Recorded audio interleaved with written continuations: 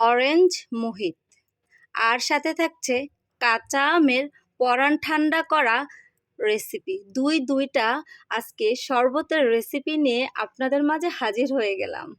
বাসায় আমরা থাকি বা বাইরে থেকে যখন আমাদের হাজবেন্ডরা বা বাচ্চারা আসে, তখন তাদেরকে এই জিনিসগুলো যখন তৈরি করে দিব, তখন পরাণ সত্যিই ঠান্ডা হয়ে যাবে। তো চলুন কিভাবে করছি। প্রথমে আপনাদের সাথে শেয়ার করছি কাঁচা আমের শরবত। এখানে আমি 3টা কাঁচা আম নিয়েছি, টুকরো করে কেটে নিয়েছি, দেখতেই পাচ্ছেন। আর একটু বেশি করে পুদিনা পাতা, ফ্রেশ পুদিনা পাতাটা ইউজ করার চেষ্টা করবেন। 2টা কাঁচামরিচ। তো ঝাল জিনিসটা আপনাদের উপর ডিপেন্ড করে, আপনারা কি ঝাল খেতে চান কিনা। 1 চা চামচ বিট লবণ, আর সামান্য পরিমাণে দিয়ে দিলাম লবণ। আর চিনির পরিমাণটাও আপনাদের ইচ্ছে অনুযায়ী দিবেন, কারণ যারা চিনিটা পছন্দ করেন না তারা একটু কম দিবেন, যারা পছন্দ করেন তারা বেশি দিবেন। এখানে ফার্স্টে কিন্তু আমি একটু কম পানিতে আগে ব্লেন্ড করে তারপরে বেশি পানি দিয়েছি। আরেকটা কথা বলে রাখি, আপনাদের এটা দেখানোর সময় কিন্তু আমি কোনো বরফ কুচি ইউজ করি না। পানিটা আমার এমনি ডিপের ঠান্ডা ছিল। আর এই গরমে যতই ঠান্ডা হোক, আমরা রিফ্রেশিং স্বাস্থ্যসম্মত খাবার খাবো, তো বরফ খাওয়াটা কিন্তু স্বাস্থ্যসম্মত না, যেহেতু আমার বাচ্চা খাবে বা আমার হাজবেন্ড খাবে।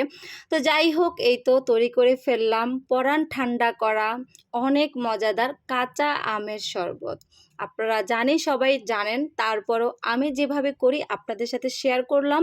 আপনারা অবশ্যই, এখন বাজারে প্রচুর পরিমাণে কাঁচা আম পাওয়া যায়, এটা করবেন। নেক্সটে চলে আসলাম আরেকটি অরেঞ্জ মোহিত। এটা বানানো খুবই সহজ, এটা একদম পরানটা ঠান্ডা করে দেয়।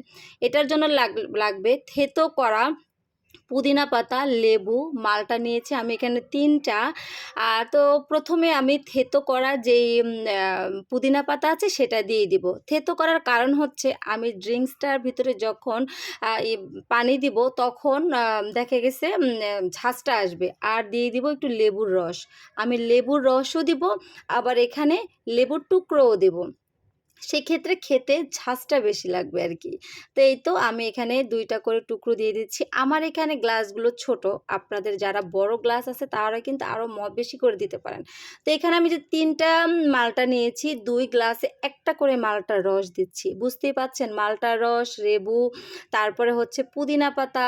এখন যারা আপনারা সুগার পছন্দ করেন তারা একটু সুগার সিরাপ দিয়ে দিবেন। তো এখানে আমি 1 চা চামচ করে দিয়ে যেটা দিচ্ছি স্প্রাইট বা 7 আপ, মানে হোয়াইট জাতীয় যে স্প্রাইটগুলো আছে সেগুলাই দিবেন।